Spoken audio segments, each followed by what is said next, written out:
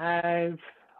Coach Mike here at Impact Sports Live on My 360 Mindset. Today on the My 360 Mindset podcast, we got my brother, Alejandro Macario, a human performance coach with the Baltimore Orioles.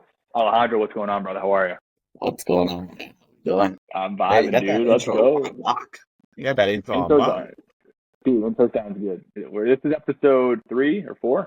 So I'm making moves, you know. I have a good mental skills coach. This guy. No, I'm playing. No, it's going good.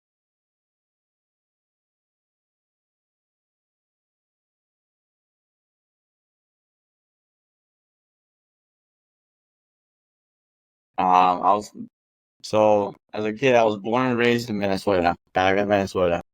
Um, and I was a sport athlete back in Minnesota. I played soccer, baseball. I swam, and I did tennis as well.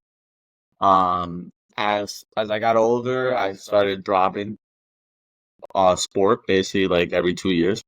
I think the first sport I dropped was tennis. I'm picking it up now, but then I dropped once I moved here. Which was around like 2009, 2010. I dropped swimming because I think it was a membership thing. The club that we were swimming at wanted a membership, and my parents weren't going to pay for it.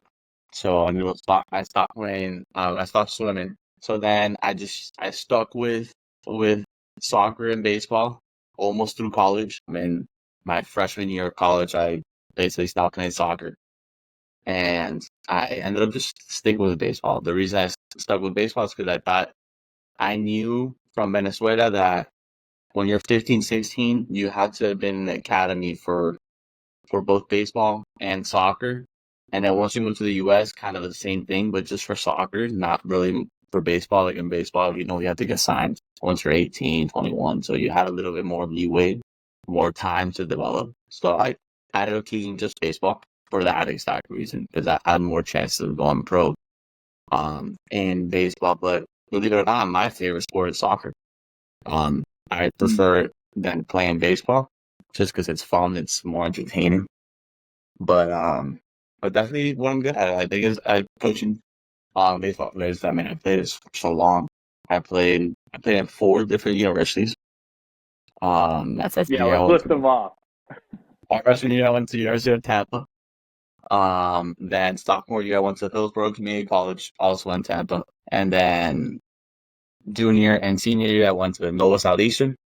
And then my grad year, my 5th year, I went to Chaves University, where Mike and I met, and we became super close, and we're kind of doing this life together, kind of from afar. Kind of That's basically where my baseball career ended. I wanted to play some indie ball, but ended up getting this job with the Orioles, and I said, yeah, I think it's my time to put myself to work in another field and somewhere else. Gotcha. And just so people.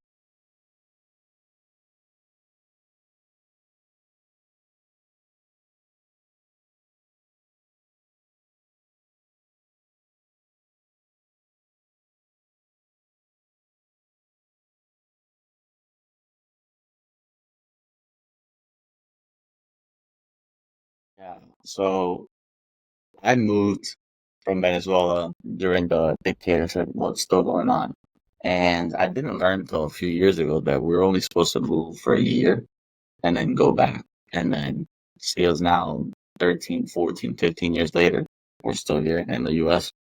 So you can kind of tell how bad everything was at the moment and how it still is. But dynamics with parents wise, they supported me in everything. I mean, everything, no matter what I wanted to do, they supported me. But they never set aside the student part. The student part was the biggest thing. I know I I'm not gonna blame anything on them, but I would say a lot of it was so important of you're going to a good school, like college wise, you're going to a good school no matter what. Um like if you don't play baseball, you don't play baseball. So but I told them I really wanted to play baseball and I could do it over. I would have gone through straight. But my parents really didn't like that at the time. My senior year, my junior year, they didn't really like that idea. So I ended up sponsoring at Tampa, which is our program, got D2 powerhouse. Ended up winning the national championship my freshman year. But just I think things could have gotten different, but just the way my parents support me through everything, because they know I've gone through a lot of changes, a lot of different starts, new journeys, a crazy journey of going to 4 schools. Currently in my 5th school now for my master's. So it's been a hectic ride the last 5 years, 6 years. But I mean they've been through it everywhere. I mean they've been helping me out since when I was in Venezuela to every game. They do whatever. My dad even goes to games at Kaiser. That happened this past year. I think he went to one game, or I don't even know if he went to a game, but I know he watches every single game. So he supports teams that I'm not even on anymore. And that's just how he is, because he supports friends of mine. He supports everyone. That's how my parents are. They supported me all the way. They support me to this day. And just like talking about the triathlon, like in the future, and when we'll talk about it later, they're supporting me in all that as well, because they know that the work I put in at work also needs a break where I need personally to find something fun to do, or something that challenges me outside of work as well. And I mean, I have probably, if not the most important parents out there. And it's it's very important for a child to have supporting parents, no matter what it is. I mean, I remember my mom, there's a fun video I have on my Instagram of my mom bought me BP, like, and it was during COVID, and she had just gotten surgery in her back like a year ago. So she's throwing me BP during COVID in our garage. I played a wiffle balls. So obviously I'm not hitting that real baseball, but it's the funniest thing. She's on with a helmet, glasses. She had like this whole bodysuit, like armor, which was like she got it for her surgery. So she was wearing it 'cause she didn't want to get hit. But it was wiffle balls. You're not gonna get hit super hard. They're like super small wiffle balls. That Mike actually uses in his um where he works at. So I mean, I really suggest that. But my Yeah. mom would do that, and it was like my dad would do anything, and my mom would do anything to help me get to where I wanted to be, even though I didn't make it to my dream, which was play the big leagues, playing minor leagues. They supported me all the way. There wasn't a single doubt that they didn't do enough, because they did enough. I mean, every kid's dream is, I mean, for me at least, is to help out my parents in the future, because they don't have money. They probably invested in baseball, in soccer, in swimming, tennis, not triathlons. It's like it's it's really crazy how much they've spent and invested in me, and for my sister as well. So there's nothing like giving back in the future, but right now it's like they're giving it all for their kids. And it's something I'll never be able to repay enough and say thanks enough. I wouldn't be where I'm at right now if it wasn't for the friends I've met, obviously. But obviously, because of my parents, I wouldn't be here. Because I really wanted to play pro ball, but my parents were like, "This is probably the best route. Let's start your career." And I took it. I grabbed the bull by the horns, and I was like, "Let's do it." I probably wasn't fully ready, but you get thrown into the deep end, and they helped me. They supported me, and I think that dynamics with my parents, I'm really close to them. But yeah.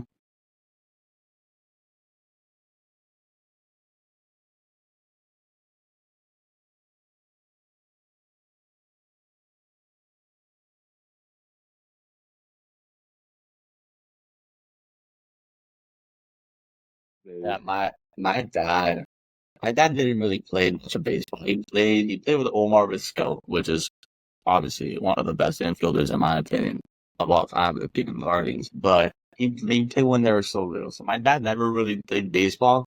So he was never that person where, because oh, you need to do this, you need to swing like this. He wasn't into that. He was just there to support because he loved baseball.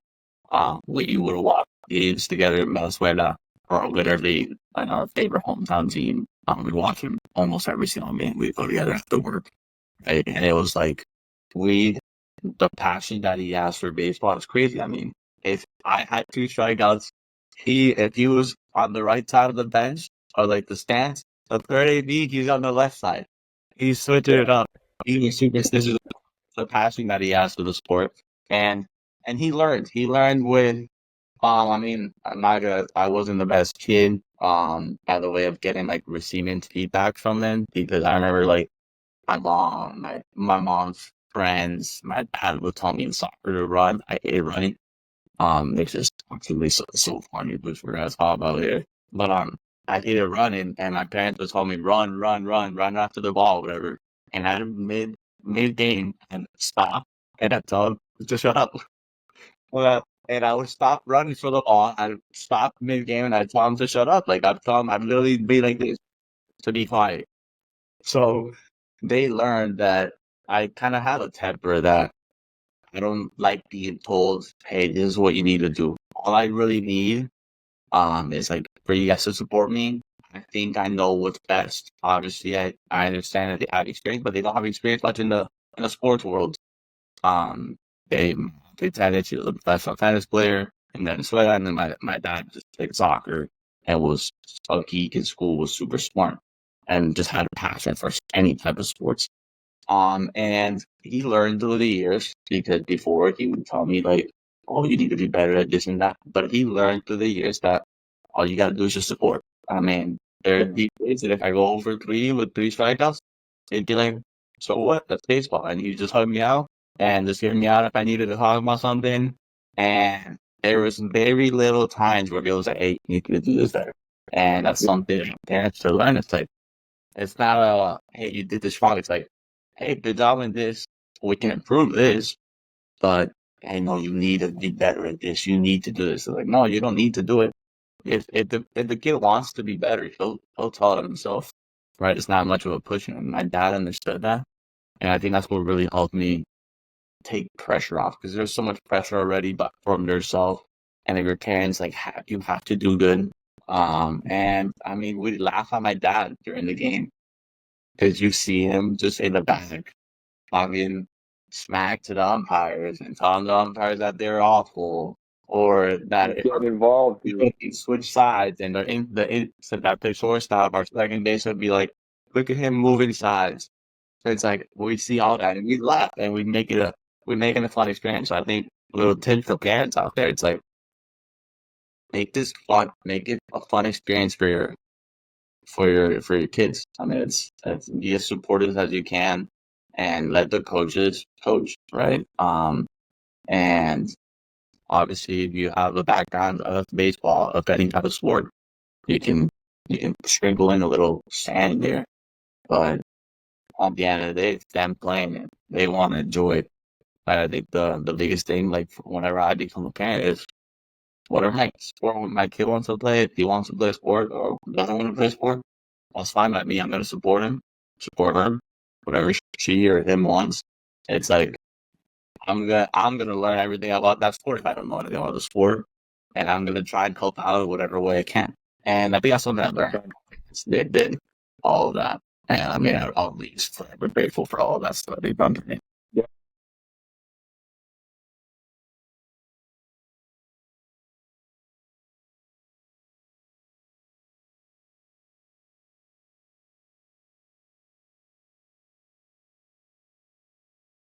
I think it's like if a parent tells you don't touch the stove this hot, you're gonna touch it. And then from there on, you already know it's hot, you're not gonna touch it.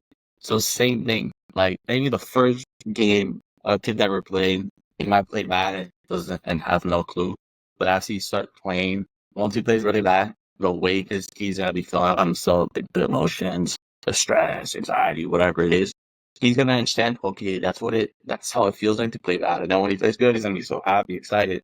So it's like on those car rides home, if the kid already knows he played bad, and then a parent is kind of already telling, "Hey, you played really bad today. You did and this bad." It's like as much as you think you're helping, like really make them aware, they already know they played bad. Obviously, they might not know all the details, but they know they want. It's either they want to improve or they don't, right? And that's where our ego kind of gets in the way. Oh no, we need to have our kid has to be the best. It's like, if you want to be the best, we can do all we can. We can be good role models. We can set the example by doing everything that we do on a daily basis to our 100%, and we put a good example for them. If they want to follow it, they can, and they'll follow it as the years go on. But a lot of the things that I try and preach about, like experience is what everyone needs, right? You have to go through it, right? You have to go through it in order to really understand what you need to work on, what you can fix, what are the good things, what are the bad things. But all of that comes with experience. And I think that's what sometimes our parents don't have, like the patience to let our kids experience. So we don't want our kids to do that. We don't want any of to hurt them. We love to hurt. We want to help them out. But sometimes they do. They need to hurt. They need to fail in order to learn. And I think there's no learning without failure. And that's which is why I love baseball. Because people can say, "Oh, you played bad. You suck. You're the worst." Or you played bad. Okay, what did I really learn from this? Right? What can I do tomorrow to make the adjustment? And that's what baseball's about, is making the adjustment of failure, because you're gonna fail so much as a pitcher or as a hitter. You're gonna fail so much. It's how quickly are you able to flip that page, to cut the rope, and just focus on that next opportunity and learning from that past. I think that's something that parents start understanding, like, hey, what did you learn today? Right? Like, that's a great question to start off on a car ride home. Hey, what you learned today? Oh, I learned this and that. Maybe he doesn't know, or she doesn't know what the answer is. So that's when the conversation, you can help the communication. And I think that's where everything Mm. starts in that dynamics of, like, what we talked about in the beginning, like parents dynamic and having a good relation with your parents is asking questions. And being able to have a communication, not just on experiences. It's based on, hey, what did you learn? What did you find out about today? What can you do better?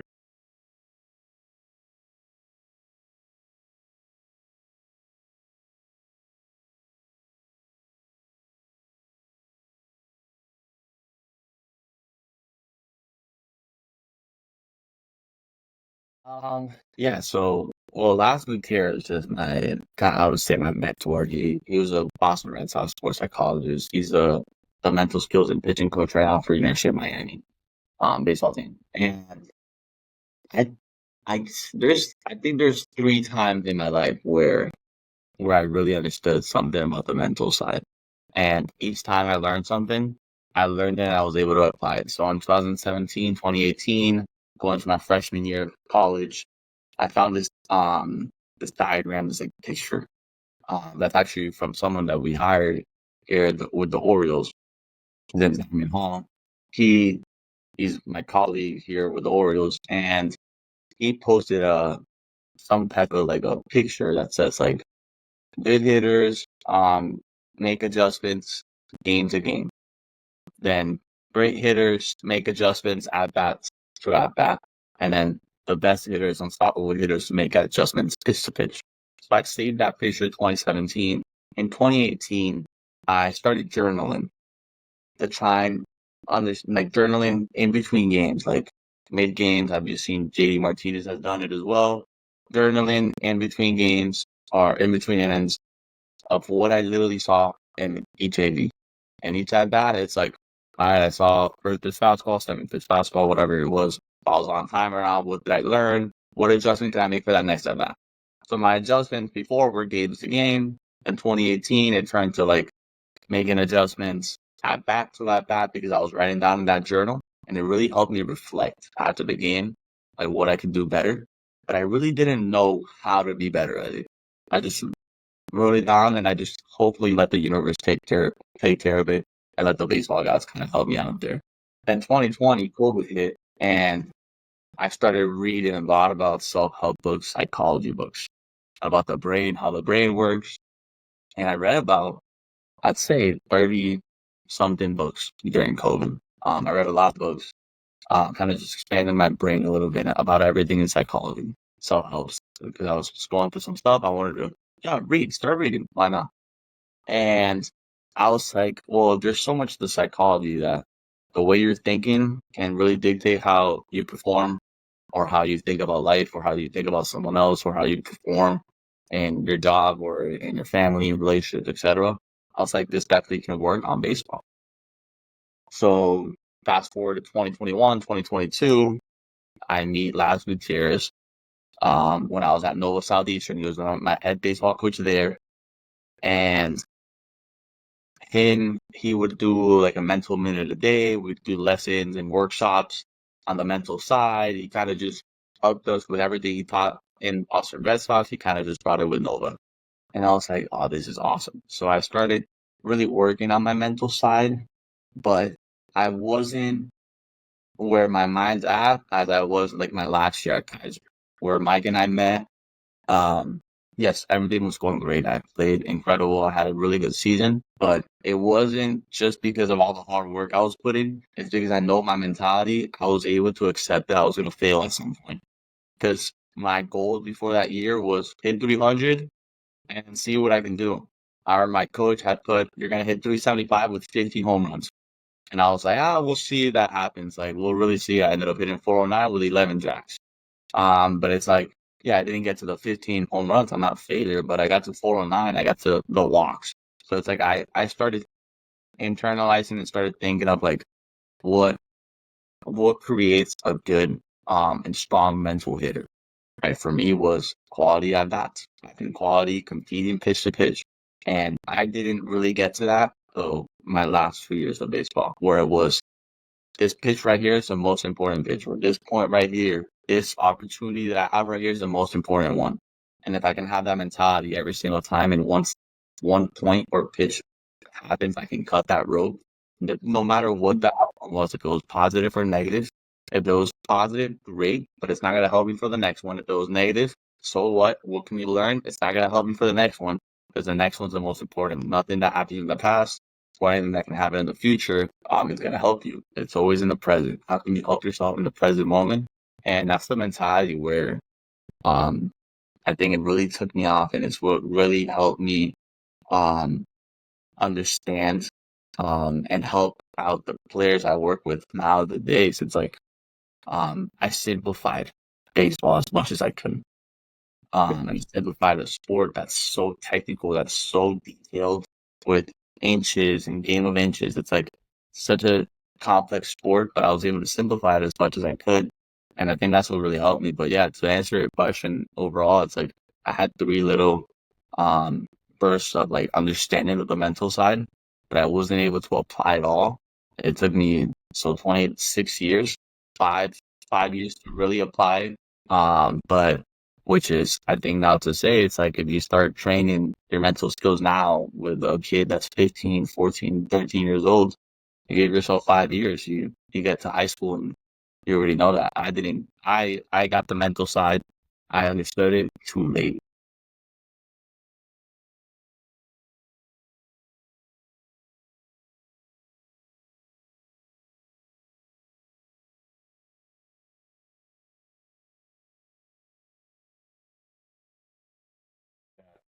I think about it every single day. Think, wow, what if I figured it out in freshman year of college? Like, where would I have been? Because I see the players that I work with now, and I'm like, oh, thank God I stopped playing, because the talent is incredible. But it's like, I tell them, it's like, I can probably beat you guys. I could probably compete. I can out-compete all of you guys, because I know what it takes on the mental side, right? I know maybe my physical abilities aren't par with them, but I know mentally, I know I will beat you guys, right? It's either I will beat you 100%. and I know what adjustments I need to make, or I will just withstand longer, because I know mentally, I know at some point a failure is going to stop and I'm going to succeed. And it's the basic thing is it's called mental skills. It's a skill, just as there's physical skills, emotional skills, mental skills. That's something you can work on, right? I think that I've learned, it's like doing a drill of making a player or an athlete just close their eyes, and you kind of make them visualize what was their best performance, right? Visualize their best performance. Okay. Now visualize their worst performance. And then, okay, now that you have those two images in your brain, now you can open your eyes and now you can think about the difference between your best and worst performance. Was it 50% mental? Was it 60% mental, 70%? And then you get to 70, 80%. That's when you start seeing the athletes raise their hands. And I'm like, well, if the difference between your worst performance and your best performance was 70% mental, why don't we work on it? want to work on it more, right? So it's being able to, I think, as parents, not being like, oh, you need to start working on mental skills right now, but you start sprinkling in how we do it as well as coaches. We sprinkle in, hey, this is something that maybe you take a look at. Or you get in one book, the I don't know, mental skills for dummies, whatever the easiest book, and it's like, hey, maybe start reading it. You might like it. So it's kind of understanding that you don't have to force it, but they'll come around. That experience will come around, just like mine. My parents never forced it on me, right? I It's learned that that progression. 100%. my parents never forced it on me. They never really told me anything about psychology. They didn't really understand it. I just wanted to understand myself. I was at a point where I wanted to understand myself, understand how my brain works. And then I was like, you know what? I can apply this on baseball. I saw something on the Instagram. Okay, Instagram. Okay, perfect. I'm gonna start journaling. So it's like the progression. It happens naturally, but it can happen quicker because I mean I went from 2018 to 2020 and then from 2020 to 2022, 2023, right? So what happened in 2021 and 2019 or in 2017, what happened then when I really found out about it? So there's 3 years that I might have lost that I could have Yep. maybe worked on it. But that's the consistency, right? Of building a routine, being consistent of working on the mental skills 4 to 5 times a week or daily, whatever it is that you think will help you get to that next level. And that's where I think that's what really sets apart a great player from a player that's going to be unstoppable.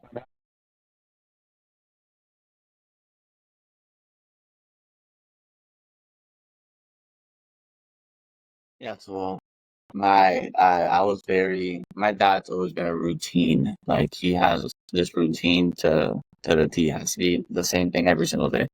And I'd always say I'd never be like that. But I literally was like that without wanting to or without knowing it. I remember game days. I'd have to get a pregame lifting. I had to get with our coach, either at Kaiser or when I was at Nova or was at Tampa. I'd had to get a lifting because I knew that if I failed to prepare, are really prepared to fail, right? That's kind of the thing I speak to athletes about, right? My confidence, which is the same thing that I'll be reinforcing that I'm harping exactly what you just said. My confidence was built on my preparation, right? I knew there's two things I needed to do before a game, and that was get a lift in, a pregame lift where it was just get the body activated and get my body loose where I knew I was confident that my body was going to be at pretty high performance standard. And then I had to hit early. I had to find something to do, either hit early with our coach or do some defense with it, depending on what I felt like I needed to do that day. Mostly it was hitting because defensively I felt good, but hitting, that's what I wanted to preach because I knew hitting, you're going to fail much more. Defense is going to come and go every now and then, but I was confident enough in that. So I was kind of like the routine. Like, and if I know if I did bad, it's like, hey, did I do this? Like, there was no game that I knew I didn't hit early.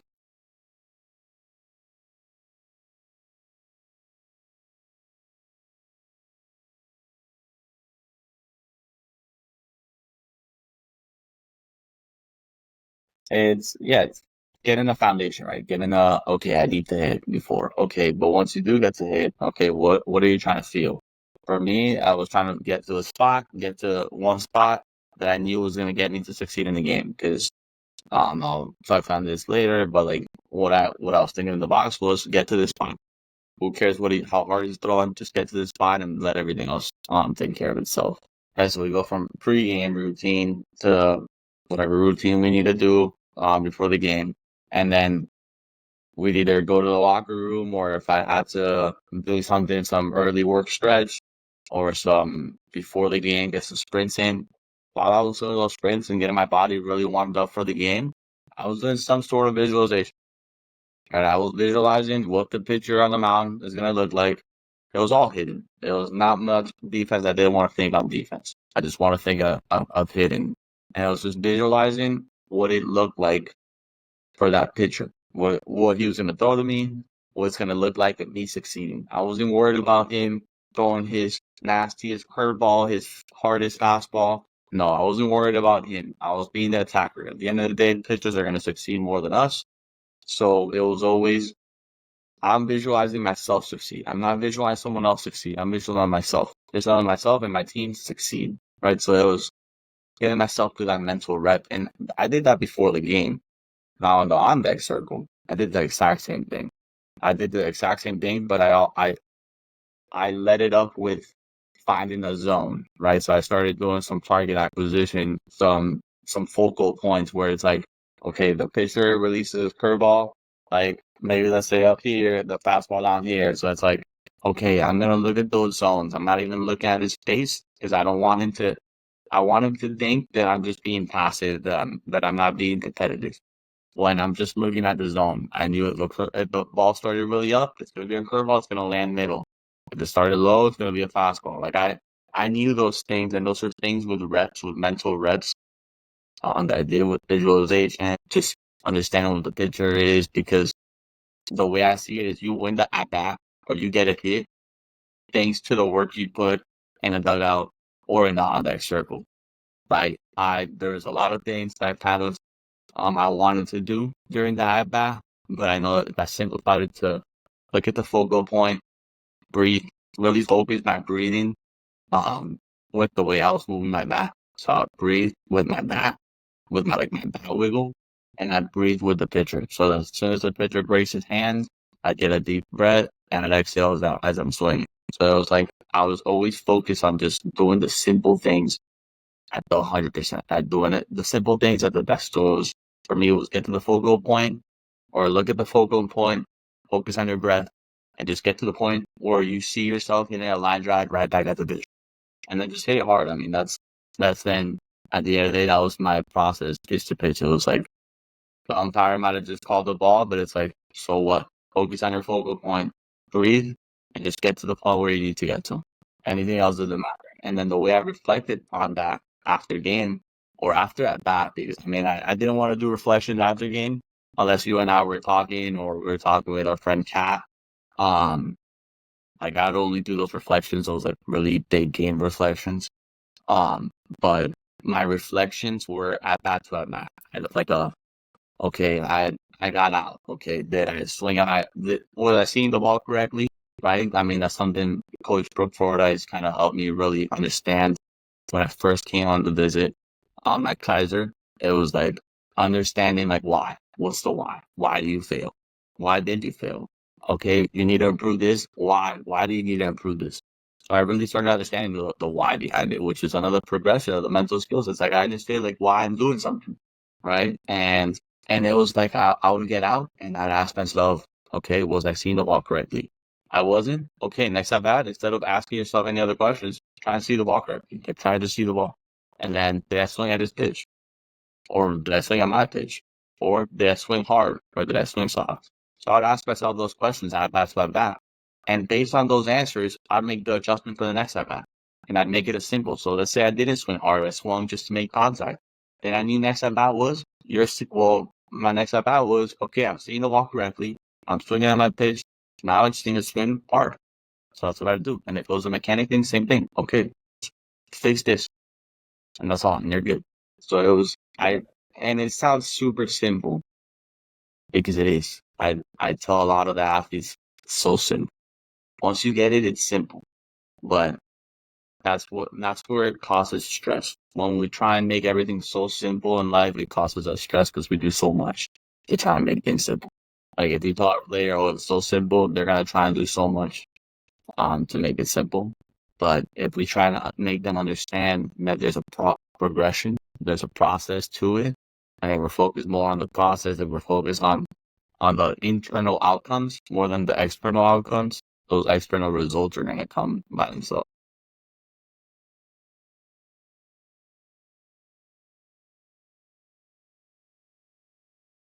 Right. So the transition out of my playing career to the professional baseball was was pretty easy at first. But kind of a little frustrating because I wanted to keep playing. And I was like, wow, I literally stopped playing baseball 2 weeks ago, and now I'm watching more baseball. Like, there's no break of baseball, right? There's no like some people I know retire from baseball and they go away for a few years and then they go back. They're like, oh, I miss it. I never had the chance to miss it, and I still haven't had the chance to miss it.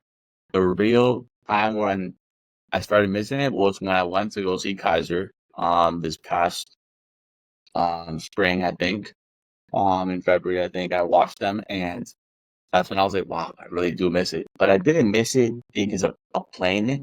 I miss hitting, yes, but I miss more like the friendships. I miss like more like the talks Mike and I would have like after a game. I miss those kind of moments that you only get once or you get a few times. Like my guy now we're talking right now, but it's now through video. Right? It's not like we're sitting on the beach just posted, just relaxed, talking about life at 7 p.m. after a doubleheader. No, like now it's like we're just talking about life and we're talking about our work life and everything we're trying to do through a video. But the transition was hard. I was always a student in the game, which Mike touched about that. And anything. Just student of any game in the NBA. I observe a lot. I like talking about things that are going on around me. And just understanding that all the things I'm looking at the fields at a game, I can't make those adjustments myself because I'm not playing it. Was the hardest part. Was like, oh my god, this kid just needs to do this. Oh, I just need to do this. Or start thinking about this. And like, I wanted to play for them. So that was the hard part. I think, but it made me really realize that I really wanted to start my career. Like it was a perfect time, I think. But really to balance a work life and your like outside life and your personal life is hard.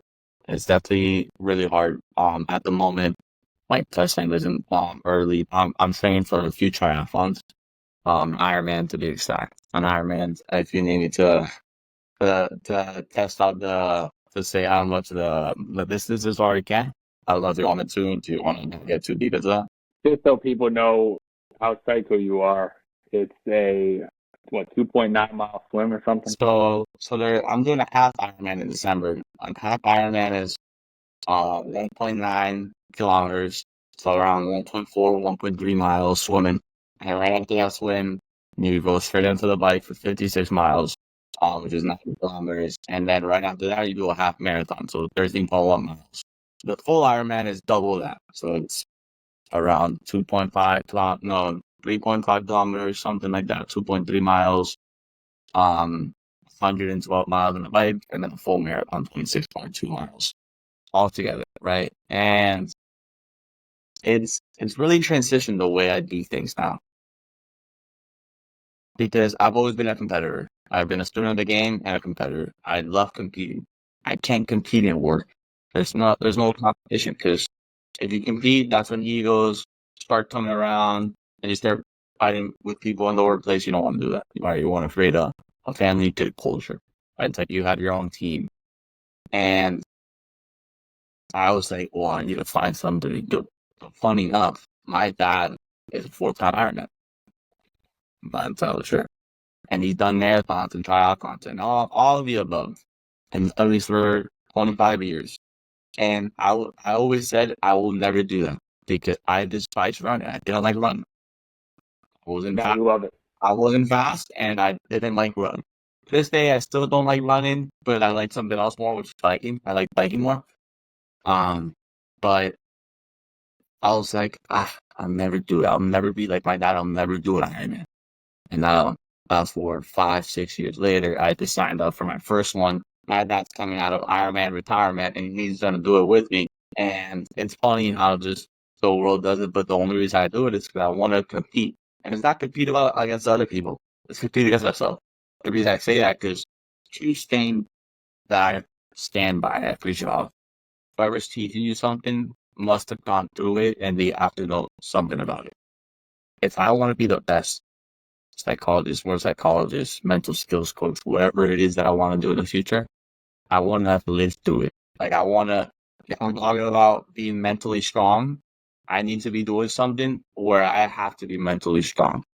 And for me, that's being an Ironman, being a triathlete, training 3 times a day, right? This morning I trained twice and I got to work out later today, right? It's like I train twice before work because I know I have to do these in order to get to where I need to be. So it's like creating those routines, and it's big on routines, being on, okay, you need to do this. If you want to get to this point, if you need to get to point B, you got to do point A, point A1, A2, A3, etc. And I know it's hard. It's very hard to balance that. But there's 24 hours in a day. If you optimize all those 24 hours, I mean, there's 8 hours that you want to sleep.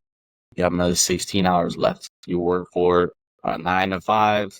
That's 7, 8 hours, right? So you have another 8 hours to do something with it. And that's the way I see it. It's like if you break down your hours by 8 hours to sleep, 8 hours of work, 8 hours to do something that you really want to do, it's possible, right? And I think that I do a really good job. I mean, my routine is hectic. It's kind of how I used to be when I played. I mean, I would wake up at this certain time, do this and this and that before a practice, before a game, go to class, game, go out to eat, go do whatever, and then go to sleep, have a routine for sleep.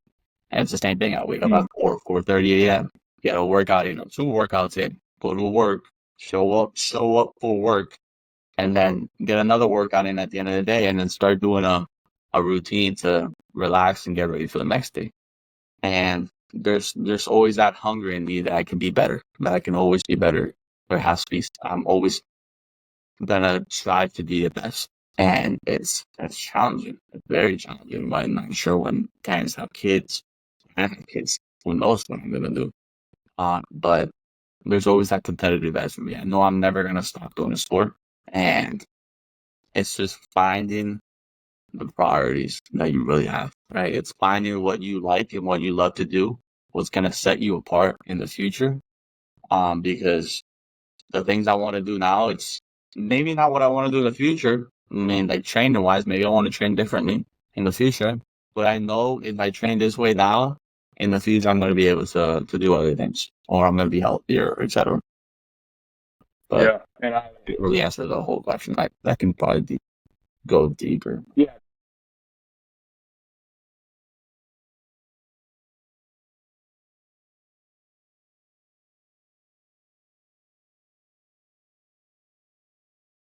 I'm a minor league human performance coach.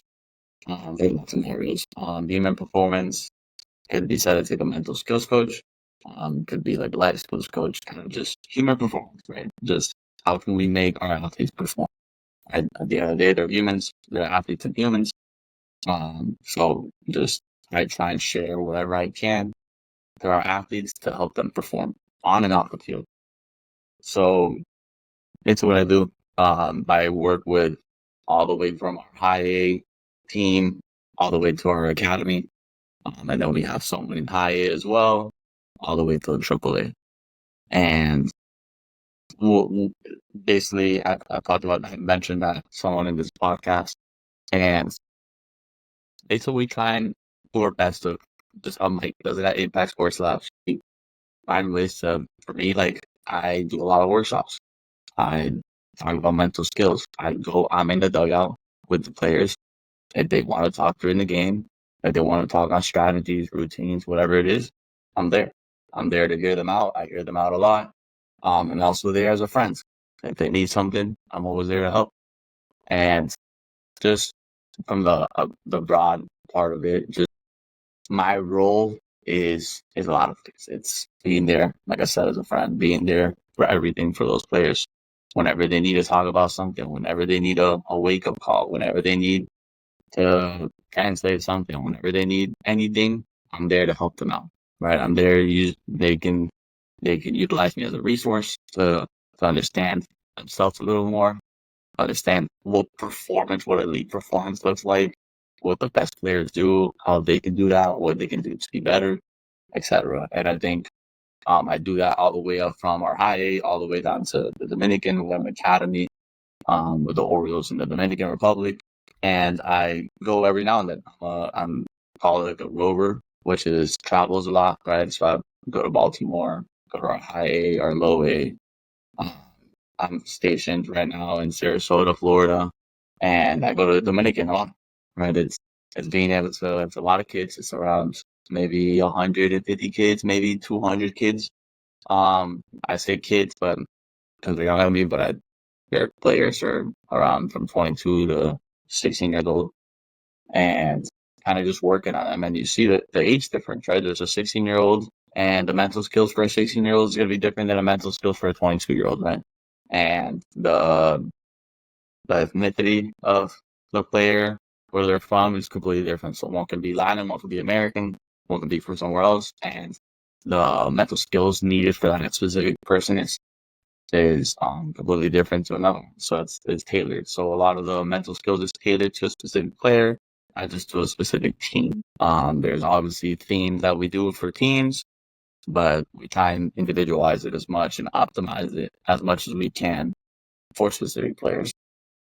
But yeah, it's kind of my role. This is my second year in the Orioles. Last year was kind of I just worked with here in Sarasota, a little bit of the Dominican. And this year I've taken a role of working with a little higher players, being able to help us as those players continue going up, leveling up levels.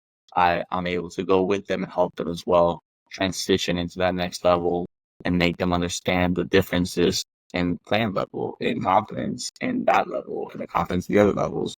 And what can you do to maintain that confidence? What can you do to compete? And what can you do to make yourself the best version of yourself game to game, right? So I think that's just a little bit of what my role is at the moment. Okay.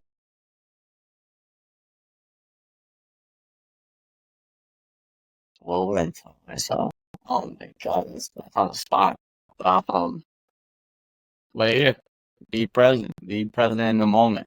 That's something I didn't do much. And I mean, as simple as it is, um, be present in the moment because no such amounts of, I guess, what's the word, resentment or regret isn't gonna change the past. No such amount of anxiety is gonna help you deal with the future. But if you're present and you're grateful for the present moment that you're at, and it sounds so cliche, and it sounds so basic to just be present, but it's something that has helped me, I think. I kind of just go based on this tattoo and the tattoo I have here, which means creo que todo estará bien, which is I hope everything, I know everything's gonna be okay. So there's gonna be a lot of failures. And I'm telling myself a lot of things, but failure doesn't exist. Why doesn't it exist? Because if you fail today, there's a new opportunity tomorrow to learn from that failure and grow from it.